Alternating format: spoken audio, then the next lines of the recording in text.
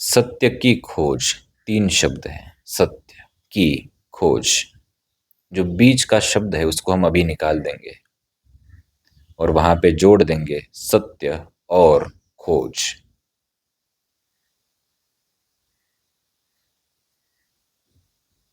आप बोलेंगे सत्य और खोज मतलब 2 चीज अलग हुई? जी हाँ।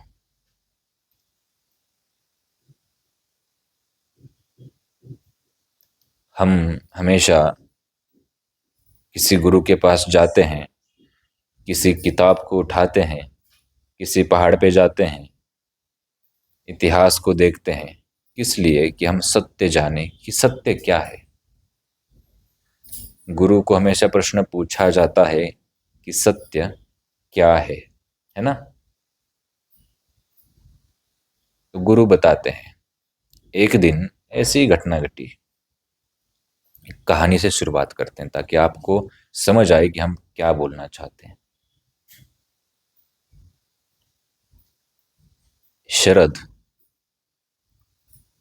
गृहस्थ व्यक्ति था, अच्छा था, परिवार था, नई शादी हुई थी, छोटे बच्चे थे, माता पिता थे, काम धंधा नौकरी व्यवसाय अच्छे से चलता था। लेकिन घर के अंदर हमेशा थोड़ा सा वाद विवाद का वातावरण। बहुत परेशान हुआ। नजदीक उसके गांव के पास एक साधु बैठा करते थे, जो बहुत पुराने समय से बैठते थे। कोई बड़ी ख्याति नहीं थी, कुछ नहीं था। एक छोटा सा आसन अपना लेके उसके ऊपर साधु माला लेके उस पेड़ के नीचे हमेशा बैठते। कोई झोपड़ी नहीं, कुछ नहीं। शरद उनके पास गया। शरद ने बोला कि महाराज बहुत परेशान है, जीवन से थक चुके हैं। जीवन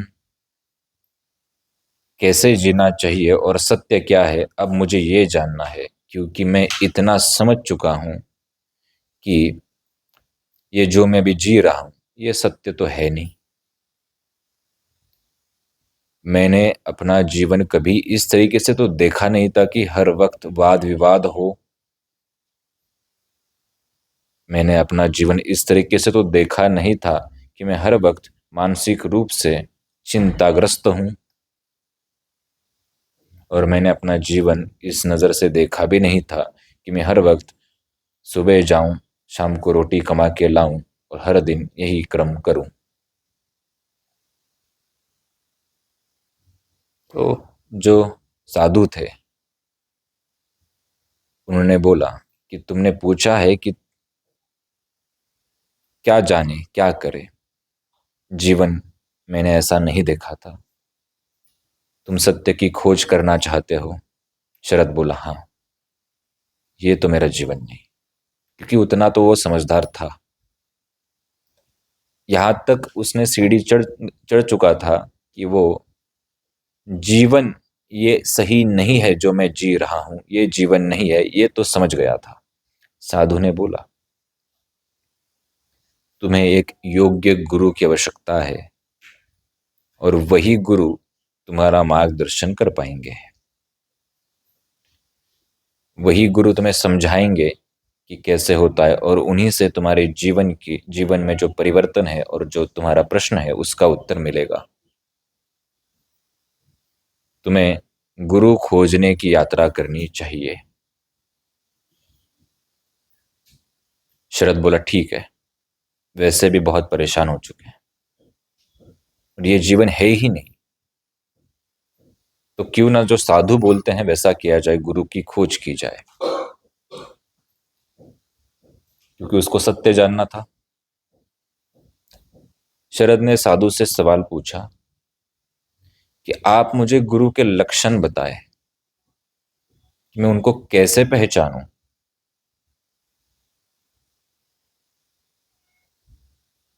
साधु ने बताया कि गुरु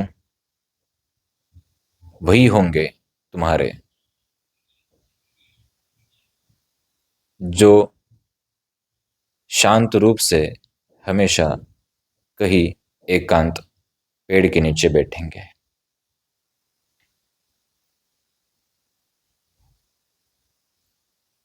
ध्यान लगाएंगे,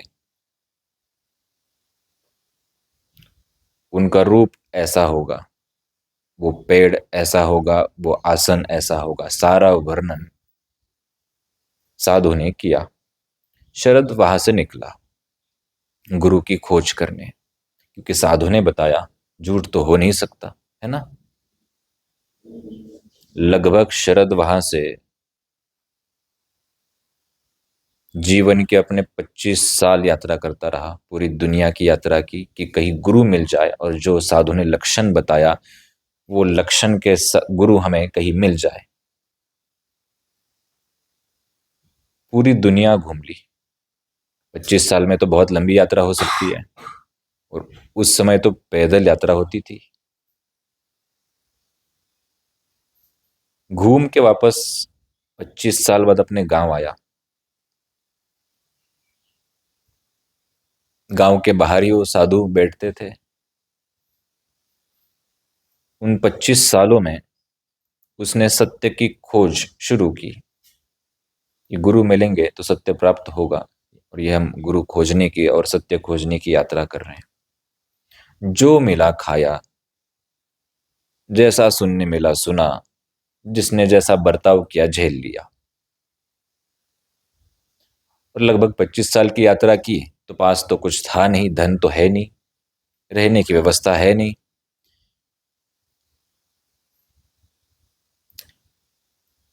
गांव की सीमा पे पहुंचा।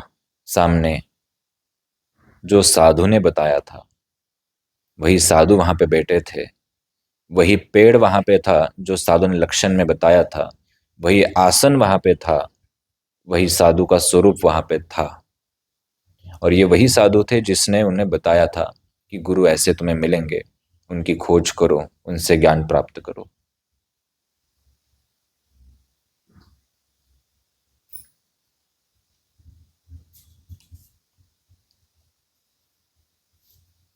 वो सोचने लगा कि ये तो वही है, इन्होंने तो मुझे बताया था कि गुरु कौन होंगे, और मैं समझा नहीं। उस समझने के पीछे की कहानी अभी हम आपको सुनाते हैं। और ये कहानी शरद की नहीं, सब तुम सब की है, हम सब की है। उस वक्त जब पहली बार साधु लक्षण बता रहे थे, उसी वक्त अगर शरद अपनी दृष्टि यहाँ वहां घुमाता तो उसे वही गुरु प्राप्त हो जाते। लेकिन हम सब की यही गलती है, जो सामने होता है उस पे हम कभी विश्वास नहीं करते। हम सब की यही गलती है कि कोई चीज सिर्फ प्रयासों से ही प्राप्त की जा सकती है। कोई चीज को हमें खोजना ही पड़ता है। कोई चीज दूर ही होगी। ये बचपन से हमारी मानसिकता है। शरद का भी यही था, वो सोचता भी यही था कि इन्होंने लक्षण तो बताए, दुनिया में जाके खोजना पड़ेगा। शरद खोजता रहा 25 साल।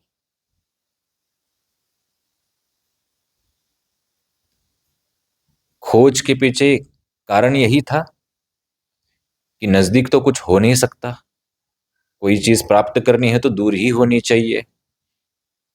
और उस खोज के पीछे और एक मानसिकता थी, उसे कहते हैं मेहनत। कि गुरु प्राप्त करने हैं तो मेहनत से ही प्राप्त होंगे, ये शरद के दिमाग में बैठा था। क्योंकि जो सामने साधु बन के बैठे थे उनको तो वो बचपन से देख रहा था।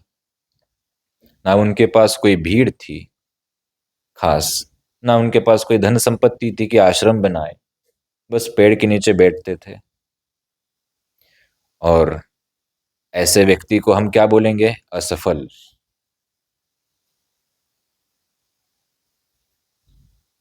गांव वाले उनको असफल नजर से ही देखते थे ना, साधु को। ये कुछ है नहीं इनके पास। शरद थोड़ा जागरूक था, है ना, क्योंकि वो सत्य की खोज करना चाहता था, लेकिन इतना भी जागरूक नहीं था कि जो लक्षण बताए उनको एक बार, सिर्फ एक कदम पीछे अगर वो हट जाता वहां से और अपनी दृष्टि घुमाता, तो वही साधु गुरु के लक्षण वहां पे दिखते। उनके पास कुछ था नहीं, इसलिए शरद के दिमाग में भी यह चीज आई, ये तो गुरु नहीं हो सकते, खोज कहीं और ही करनी पड़ेगी।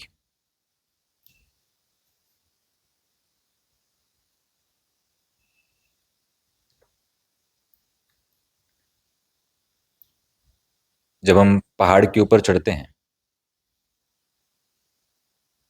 शिखर पर जाने का हमारा लक्ष्य रहता है ना, हमेशा, कि शिखर पर जाए।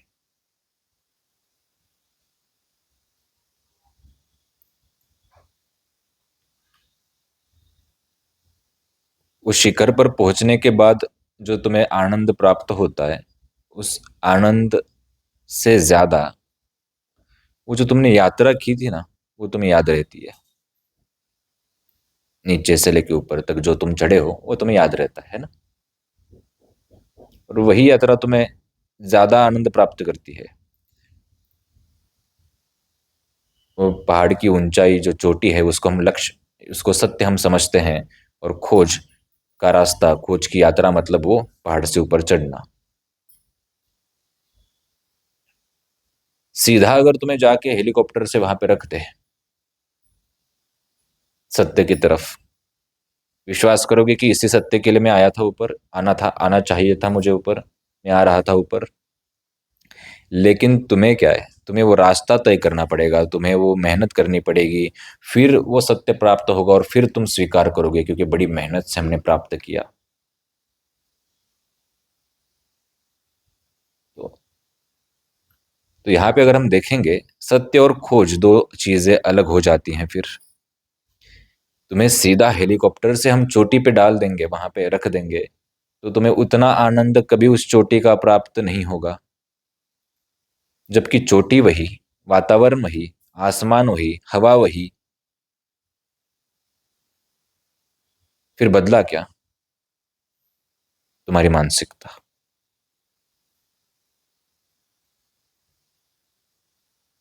वो जो यात्रा थी पहाड़ के ऊपर चढ़ने की, वो तो तुम्हारा लक्ष्य था नहीं था, उससे तुम्हें कुछ लेना देना था? बिल्कुल नहीं था। तुम बीच में रुके भी नहीं, क्योंकि लक्ष्य तुम्हारा ऊपर चढ़ने का था, ऊपर पहुंचने का था, मेहनत करके चढ़े। लेकिन वो जो खोजने की यात्रा है ना, जब तक वो पूर्ण करते ही नहीं, तब तक हमें ऐसा लगता ही नहीं कि हमने कुछ किया। तो सीधा हेलीकॉप्टर से लाके मैंने वहां पे तुम्हें रखा, रखने के बाद तुम्हें वो आनंद आ ही नहीं रहा। ना उस आनंद में कमी है, ना उस पहाड़ में कमी, ना उस हवा में कमी। फिर कमी कहाँ पे है? सिर्फ तुम्हारी मानसिकता, सोच। क्योंकि बचपन से हमने ये सुना है, समझा है कि कोई खोज करनी है तो यात्रा करनी पड़ेगी। भले मानसिक यात्रा हो, पैदल यात्रा हो, जीवन की यात्रा, खोज करना है ना। और लंबी होगी, वो मेहनत करनी पड़ेगी। गुरु वही समझाते हैं। गुरु सीधा तुम्हें कभी कभी लक्ष्य के ऊपर जाके छोड़ना चाहते हैं, लेकिन वहां पे पहुंचने के बाद तुम्हें वो आनंद इसलिए नहीं आता क्योंकि तुमने वो मेहनत नहीं की। जबकि तुम्हें जरूरत भी नहीं उस चीज की करने की। गुरु अगर किसी विषय में समझाए कि तुम्हें करने की आवश्यकता नहीं, तुम पहले से वहां पे पहुंच चुके हो, तो तुम अपने आसपास देखते हो, मैं कहाँ पे पहुंचा हूं, मैं तो वही हूँ। हमारी मानसिकता इतनी निर्भर करती है। सत्य और खोज दो अलग चीजें हैं। सत्य की खोज ये विषय है, लेकिन सत्य अलग है, खोज अलग है। जब तक वो शरद अपनी यात्रा 25 साल की पूर्ण नहीं करता, तब तक वो जान नहीं पाया कि मेरे सामने ही सत्य था। क्योंकि बचपन से हमने ऐसा देखा है ना कि दूर कोई चीज होनी चाहिए, सत्य मतलब कोई अलग चीज, जीवन मतलब कोई अलग चीज। शरद वापस अपने घर गया, वहीं से। बच्चे बड़े हो गए थे, माता पिता गुजर चुके थे। बच्चे बड़े हुए, अब बच्चे पिता को स्वीकार करने के लिए तैयार नहीं, क्योंकि बचपन में आप हमें ऐसे छोड़ के गए थे। अब आपकी हमें ज़रूरत नहीं, हमने कैसे जीवन जीना है, कैसे अपना उदर निर्वाह करना है, देख लिया है। माता पिता की सेवा करने का मौका नहीं मिला क्योंकि माता पिता गुजर गए। शरद वापस साधु के पास आया। 25 साल बाद साधु से वापस बात हो रही थी। साधु को पूछा कि मैंने गलती की, आपने जो लक्षण बताए थे मेरे नज़दीक ही थे, मेरे पास ही थे, लेकिन मैंने उनको अपने पास ढूंढना नहीं चाहा। मुझे लगा कहीं और ही होंगे, और इस लक्ष्य की और उस सत्य की खोज की यात्रा करते करते मैंने हर चीज़ गवा दी। माता पिता की सेवा करने का अवसर गवा दिया। अब जो बचा खुचा बच्चों का परिवार था उसको भी गवा दिया। और तुम्हारे हमारे साथ होता भी यही है ना।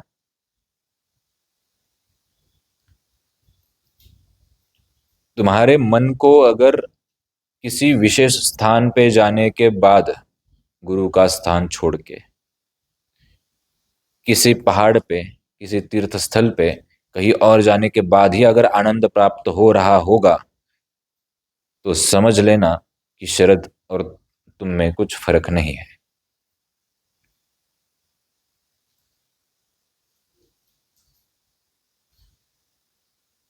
तुम अगर स्वीकार करो, तुम अगर ध्यान लगाओ, तो उदाहरण के तौर पे किसी हिमालय के ऊपर जाके तुम्हें बैठना है ना। फिर बैठना आनंद के लिए होता है। जिसको ध्यान लगाना है, अध्यात्म जानना है, वो तो कहीं पे भी जान सकता है। शरद की तरह पूरी दुनिया घूमने की जरूरत नहीं है।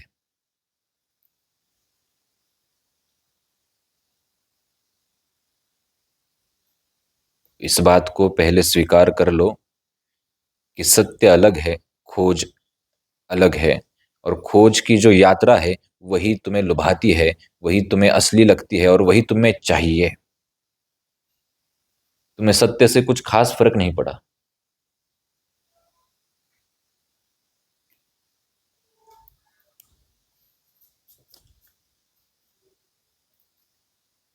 कोई गुरु अगर तुम्हें बताए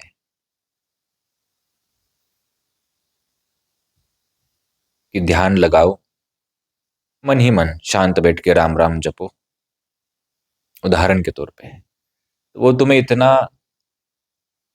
आनंददायक नहीं लगेगा, इतना ऐसा नहीं लगेगा कि भक्तिमय वातावरण है। लेकिन उसकी जगह तुम्हें किसी ऐसी जगह पे जाके बिठा दिया जाए जहां पे ताल मृदंग हो, तालियों की आवाज हो, राम राम गूंजता हो, संगीत बजता हो, भजन कीर्तन होता हो जोर जोर से, है ना। वही वहीं पे जाके तुम्हारी भक्ति जागती है। दोष भक्ति का नहीं था। भक्ति तो उस ध्यान में भी थी जहाँ पे गुरु ने बताया था, एकांत में भी थी। लेकिन तुम्हारा मन लुभता कहाँ पे है, आनंद आता कहाँ पे है? यहाँ पे जहाँ पे संगीत है ना। वहीं पे तुम्हें लगता है कि राम नाम का जाप हो रहा है, कीर्तन हो रहा है, मतलब यहीं पे भक्ति है।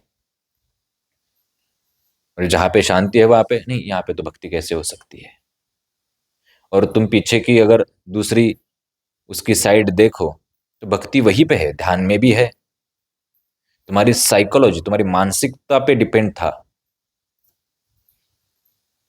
तुम अगर वही आनंद एकांत में खोजते, वही आनंद भक्ति का एकांत में ढूंढते, तो मिल जाता।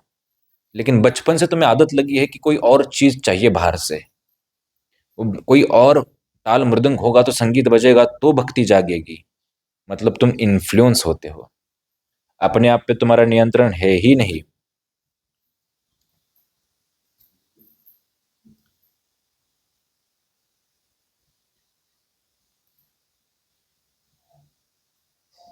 इस बात को हमें समझना चाहिए कि सत्य और खोज दोनों अलग चीजें हैं। बचपन से यही गलती करते आए, और तुम इस गलती को वापस ना दोहराओ, इसलिए हम आपको ये समझा रहे हैं। जो खोज की यात्रा तुम्हें करनी पड़ेगी ना, तब आनंद आएगा। तब तुम्हें लगेगा कि कुछ पाया, कुछ प्राप्त किया। जैसे यहाँ पे वरिष्ठ हनुमान में हम आते हैं, कुछ नहीं होता, सिर्फ लौंग होता है ना, इतना ही लेके आना है। लेकिन उसकी जगह अगर मैं यहाँ पे बड़ा कोई चीज आडंबर रखता कि नहीं ये हवन होगा, ये विधि होगा, ये विधान होगा, 10 घंटे पूजा चलेगी, ये होगा, फिर तुम्हें लगेगा ना कि हाँ कुछ तो हमने किया, कुछ तो हुआ यहाँ पे। जबकि वास्तविकता तो यही है कि उस भौतिक क्रिया से उस आध्यात्मिक चीज का कोई कनेक्शन नहीं था। अगर गुरु क्षमतावान है तो सिर्फ राम बोल दे तो काफी था। लेकिन तुम्हें जब तक तुम वो हवन प्रक्रिया, जब तक वो तुम पूरी प्रक्रिया नहीं देखोगे, 10 घंटे 8 घंटे उस पूजा में नहीं बैठोगे, उसके लिए कोई चीज विसर्जन नहीं करोगे, कोई चीज प्राप्त नहीं करोगे, किसी तीर्थ यात्रा नहीं करोगे, तब तक तुम दोष से दूर होगे, ये तुम मानते ही नहीं। इसलिए असली गुरु जो होते हैं ना, उनके पास बहुत कम लोग टिकते हैं। क्यों? क्योंकि उनसे उनको उन लोगों को सत्य से विशेष कुछ लगाव नहीं था। वो खोज की जो यात्रा है, सत्य की खोज की यात्रा, उस खोज की यात्रा से लगाव था। और जब तक वो यात्रा नहीं करेंगे, उनको मानना ही नहीं कि हमने कुछ प्राप्त किया। जबकि होना ऐसा चाहिए, जैसे बोलते ना कि पूरी दुनिया हमारे ही अंदर है। तुम मान लो कि मैं सुखी हूं तो सुखी हो, और तुम ठान लो कि मैं सुखी नहीं, मेरे जीवन में समस्या है तो समस्या है।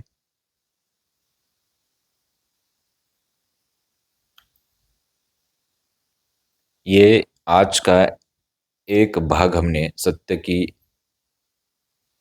जो खोज है, नहीं, सत्य और यात्रा, सत्य और खोज, है ना, सत्य और खोज अलग अलग विषय, इसका एक भाग अभी हमने आपको समझाया। इस विषय में आगे बहुत गहराई से हम जानकारी देंगे। और ये जानकारी अगर आपने अपने मन के अंदर उतारी, और सिर्फ ना उतारना, उसके ऊपर चिंतन करना, सोचना, तो समझ आएगा कि जीवन भर की तपस्या की कोई आवश्यकता नहीं है। जीवन भर किसी विशेष साधना को करने की आवश्यकता नहीं है। अगर तुम सत्य को ही, जीवन को ही पाना चाहते हो, समझना चाहते हो, तो कहीं और जगह पे जाने की आवश्यकता नहीं है। सालों साल माला हाथ में पकड़ के बैठने की भी आवश्यकता नहीं। आवश्यकता यही है कि तुम शांत बैठो और चिंतन करो कि अगर मुझे सत्य प्राप्त करना है, मुझे सुख आनंद अगर प्राप्त करना है, तो मेरे ही भीतर है, मेरी ही मानसिकता है, और मुझे अपनी मानसिकता को बदलने की जरूरत है।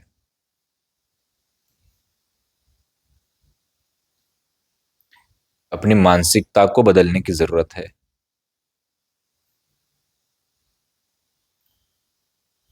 जैसे हम हमेशा उदाहरण देते मीराबाई का, उसको हमेशा गाली ही सुननी पड़ी, दूसरों से दुख ही झेलना पड़ा, लेकिन वो इतनी आनंदित थी कि जितना वो राजा भी नहीं था, वो राणा भी नहीं था, है ना, इतने संपत्ति सब होने के बाद भी वो इतनी आनंदित थी। क्यों? वो समझ गई कि मुझे कहीं और बाहर कोई चीज ढूंढने की आवश्यकता नहीं, किसी पहाड़ के ऊपर, किसी मंदिर के ऊपर आवश्यकता नहीं, मेरे ही भीतर है। और वो अपने भीतर के आनंद को समझ गई। शरद की तरह 25 साल की यात्रा उसे करने की जरूरत नहीं थी, क्योंकि उसे तो वो समझ गई कि सब चीजें हमारे अंदर है। कोई चीज कहीं जाके प्राप्त हम करने के बजाय अगर अपने अंदर पहले ढूंढे तो शायद मिल सकती है। ढूंढना कैसे?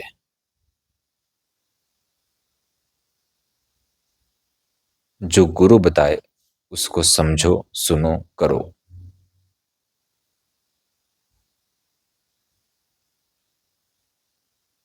एक व्यक्ति साधारण कपड़ों में है, और एक व्यक्ति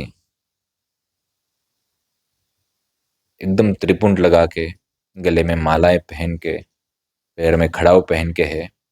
बताओ साधु कौन है इसमें? आप साधु उसी को मानोगे ना जिसने त्रिपुंड लगाया, खड़ाऊ पहना है, मालाएं पहनी है, और एक जो साधारण वस्त्रों में है, उसको आप नहीं साधु मानोगे। ये जो हमारी दृष्टिकोण बचपन से, ये जो हमारी दृष्टि बनी है, हर चीज में ऐसी ही है। ये दिखेगा तो हम मानेंगे, सुनेंगे तो मानेंगे, वो गंध आएगी तो मानेंगे। जबकि असली साधु तो वो साधारण कपड़े में है, असली विद्याधारी तो वो साधारण कपड़े में बैठा था। लेकिन जब तक तुम्हें माला नहीं दिखी, वो खड़ाऊ नहीं दिखा, जो त्रिपुंड नहीं दिखा, जटाई नहीं दिखी, तुमने माना ही नहीं कि ये भक्ति होगी इसके पास। कोई चीज जानने से पहले ही तुम उसका तुरंत रिजल्ट दे देते हो कि नहीं ये साधु नहीं। अगर जानते बैठते तो समझ पाते। और ये साधु और साधारण कपड़े वाले इंसान के संदर्भ में सिर्फ ये तुम्हारा नहीं होता, हर चीज के संदर्भ में तुम्हारा यही होता है कि तुम पहले से अंदाजा लगा देते हो कि नहीं ये तो नहीं होगा, छोड़ दो। अध्यात्म में तो ऐसा ही होता है। रही बात गुरु की, सबसे बड़ी और एक गलती हम यही करते हैं। हम पहले गलती करेंगे, जानेंगे, फिर गलती क्या नहीं और कैसे सुधार करना चाहिए वो जानेंगे। यही करते हैं कि हमारे जो गुरु है उनको हम किसी और गुरु के साथ जोड़ के तुलना करते हैं। हमारे गुरु क्या उनकी तरह अच्छा बोल पाते हैं? क्या उनकी तरह अच्छा उनका पूरा व्यवस्था है? क्या उनकी तरह अच्छा वो सोच पाते हैं? क्या उनकी तरह अच्छा वो लोगों को मैनेज कर पाते हैं? है ना, ऐसे ही सोचते हैं। और ये कंपैरिजन तुम्हें हमेशा नीचे खींचता है। आज वरिष्ठ हनुमान की अगर बात करें तो यहाँ पे एक साधारण चीज है ना, कुछ ऐसा विशेष नहीं। लेकिन इसके बजाय यहाँ पे अगर हम त्रिपुंड बड़ा सा लगा के बैठेंगे, एकदम पूरा ये करके बैठेंगे, तो देखते ही लोग बोलेंगे कि साधु है ना। गुरु गुरु हो सकते हैं, वो अपने हिसाब से रहेंगे ना। गुरु का कभी कंपैरिजन किसी के साथ नहीं करना चाहिए। तुम्हारे गुरु तुम्हारे लिए ब्रह्मा विष्णु है। गुरु का तुलना मतलब तुम ब्रह्मा विष्णु की तुलना किसी और के साथ कर रहे हो। पहले तुम जैसे तुम्हारे गुरु है वैसे उनको स्वीकार करो, तब आगे की चीजें स्वीकार कर पाओगे। गुरु को कितने वेद मंत्र याद है, गुरु कितनी अच्छी कथा बोल पाएंगे, गुरु कितनी अच्छी लोगों की समस्या देख पाएंगे। बाकी तो लोग ऐसे कर सकते हैं, हमारे गुरु ऐसे नहीं कर पा रहे, मतलब गुरु की कमी है। नहीं, इसलिए ये जो आज का विषय था सत्य और खोज, इसके ऊपर हमने आपको थोड़ा मार्गदर्शन किया। आशा करते हैं कि इसको आप सुनो, समझो पहले, नहीं तो ये बात यहीं पे छूटेगी, तुम आगे निकल जाओगे और वापस भटकोगे और वापस आके हमसे नहीं तो किसी और से पूछोगे, नहीं तो अपने आप से कभी ना कभी पूछोगे कि सत्य जानना था, जीवन जानना था, लेकिन कुछ मिला ही नहीं। वो शरद तुम ना बनो। जैसे वो कहानी में शरद है ना, वैसे तुम ना बनो। और अभी भी तुम शरद की तरह सोच रहे हो कुछ हद तक, तो तुरंत निकालो उस सोच को। इस बात को ध्यान में रखें।